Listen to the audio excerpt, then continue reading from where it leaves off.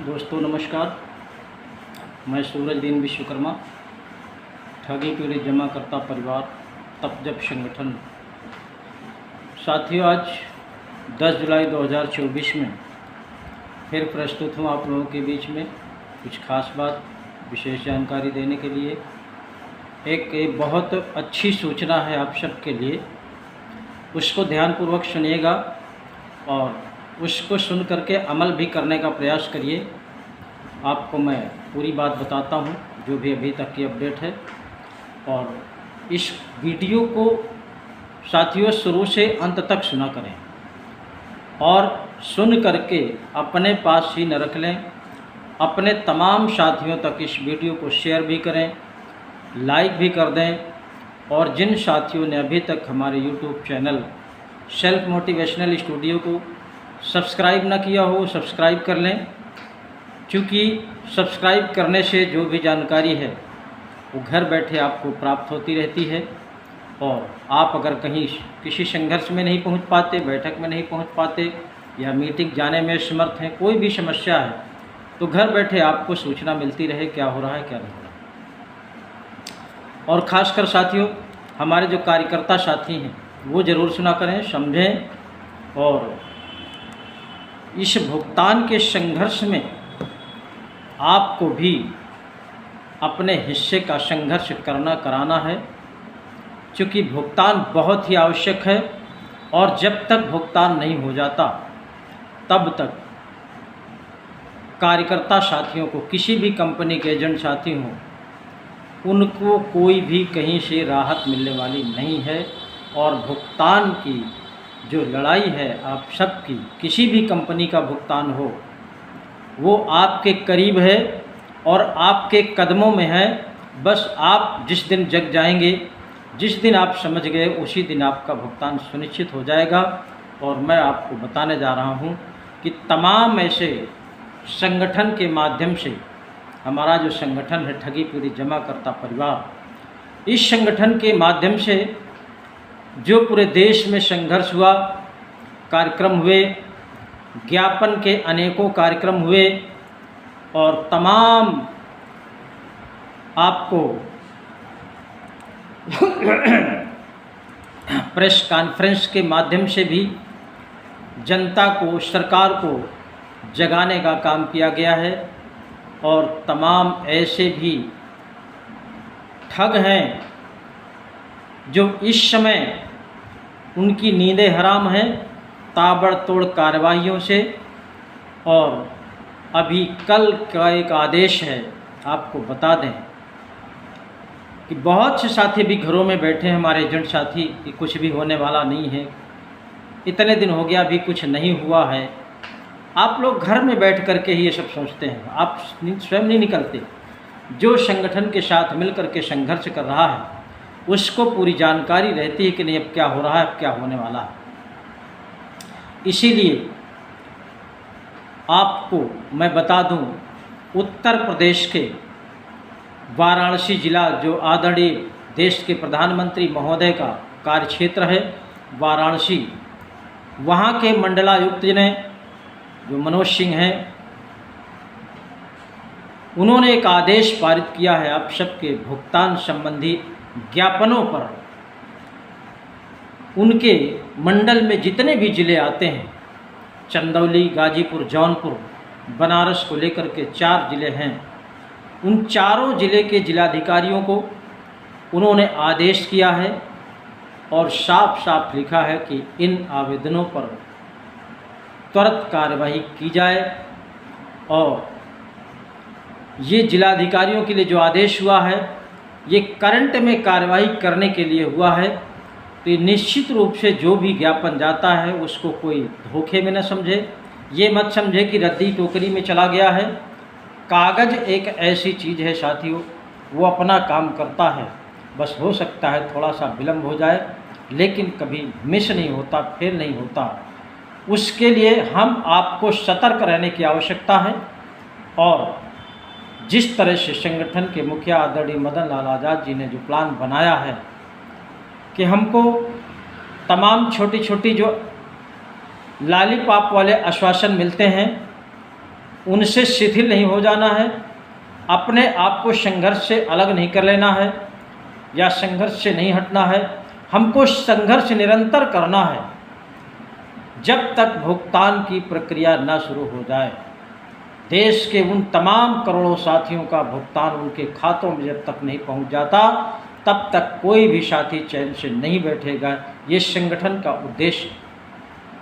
उसी क्रम में संगठन के माध्यम से 31 जुलाई 2024 जो अनवरत आंदोलन की प्रक्रिया अपनाने जा रहे हैं, वो नई दिल्ली जंतर मंतर से शुरू करेंगे और वो अनिश्चितकालीन करने का प्लान है संगठन का, और ये अनवरत चलेगा जब तक भुगतान नहीं होगा।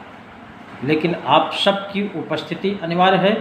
संघर्ष किसी एक व्यक्ति का नहीं है, संघर्ष किसी एक संगठन का नहीं है कि केवल जो संगठन में है उन्हीं का ये जिम्मेदारी बनता है। उन तमाम देश के करोड़ों साथियों की जिम्मेदारी बनती है। सबसे पहले जिम्मेदारी एजेंट साथियों की बनती है, जिनके विश्वास पर, जिनके जिम्मेदारी पर उनके चित परिचित लोगों ने, परिवार के लोग, रिश्तेदार के लोग, पड़ोस के लोग, गांव के लोग, उनके विश्वास में अपनी पूंजी जमा किया है। सबसे पहली जिम्मेदारी एजेंट साथियों की बनती है कि आगे निकल करके आइए, 31 जुलाई 2024 के उस संघर्ष में शामिल होकर के अपने निवेशकों को साथ में ला करके करोड़ों की तादाद में 31 जुलाई 2024 को नई दिल्ली जंतर मंतर पहुंचा दीजिए। साथियों, आपको कुछ नहीं करना, उसी दिन सरकार को आपके भुगतान की प्रक्रिया शुरू करना पड़ेगा। फिर दोबारा कोई किसी तरह का संघर्ष नहीं करना पड़ेगा। अगर आप लोगों ने केवल तमाशा देखते रहे तो जिस तरह से अभी तक तमाशा देखा है उसी तरह आगे भी देखते रह जाएंगे। बस केवल देखते रहोगे कि कब भुगतान होगा, और यही देखते देखते हमारे एजेंट साथियों की क्या दुर्दशा है ये किसी से छिपा नहीं है। आए दिन कोई न कोई घटना घटती रहती है, आए दिन कोई न कोई व्यक्ति अपना घर द्वार छोड़ करके बाहर निकल रहा है। तमाम ऐसे साथी हैं जो हार्ट अटैक का शिकार हो रहे हैं, तमाम डिप्रेशन का शिकार हो रहे हैं। अगर आप लोगों ने इस चाल को नहीं बदला, संघर्ष में नहीं बदला, संघर्ष में नहीं आए, तो आपकी समस्या साथियों कभी ख़त्म होने वाली नहीं है, और इससे भी भयानक आपकी स्थिति बन सकती है। इसलिए एक ही विकल्प है साथियों, संघर्ष करके सरकार से प्रत्येक निवेशक का भुगतान कराना। हमारे संगठन ने पूरे देश में हलचल मचाया है। हाँ, हलचल मचाने का नतीजा सबको दिखने लगा है, तमाम चर्चा का विषय बना हुआ है, शासन प्रशासन के लोग जान रहे हैं। लेकिन सरकार ने इतनी बड़ी अनदेखी किया है, सरकार ने इतनी बड़ी संख्या में लोगों को मरने के लिए मजबूर किया है। इसका परिणाम आने वाले समय में अगर सरकार ने समय रहते भुगतान नहीं किया तो सरकार को किस तरह का दंड मिलेगा ये भविष्य बताएगा और देश की जनता बताएगी। इसलिए आप सबको एकजुट होकर के एक बड़े जनमत के साथ 31 जुलाई 2024 से निश्चित रूप से संघर्ष में आप सभी को आना पड़ेगा। और सरकारें सब जानती हैं, इतने ज्ञापन दिए गए 2 साल में, करोड़ों की तादाद में ज्ञापन पहुंच गए सरकारों के पास, जिले स्तर से लेकर के राष्ट्रीय स्तर तक। सब जानते हैं, प्रधानमंत्री जानते हैं, गृह मंत्री जानते हैं, मुख्यमंत्री जानते हैं, जिले के प्रतिनिधि जानते हैं, सांसद विधायकों को ज्ञापन दिया गया वो भी जानते हैं।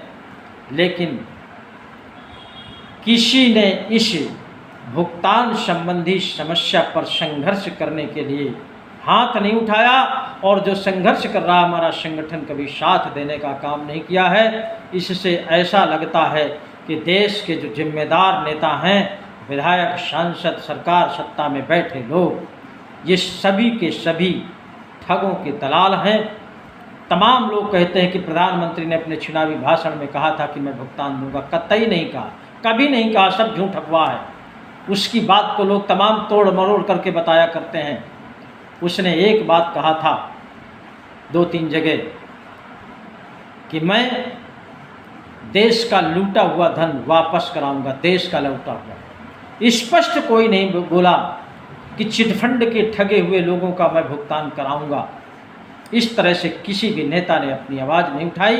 संसद में 2-4 लोगों ने जो बात रखी, केवल सहारा की बात रखी है, और तमाम जो लाखों की संख्या में कंपनियों को सरकार ने पैदा करके जनता को लुटवाने का काम किया है, उन चिटफंड कंपनियों की बात किसी भी नेता, किसी भी जिम्मेदार पर्सन ने नहीं किया है।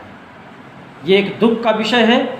देश की जनता को देश के ही गद्दार लूट रहे हैं। देश की इन गरीब किसानों को, मजदूरों को, छोटे व्यापारियों को, जिन्होंने बड़ी कड़ी मेहनत करके अपनी छोटी छोटी पूंजी इकट्ठा करके उन ठगों के हवाले कर दिया है, उनके खिलाफ एक भी शब्द कोई भी देश का नेता बोलने को तैयार नहीं है। ऐसा लगता है कि ठगों की सरकार है, ठगों से ही पैदा होती है सरकार, और ठग ही चलाते हैं देश की सरकार को, या चाहे प्रदेश की सरकार हो, चाहे देश की सरकार हो, ठगों के हाथ से ही संचालित होती है।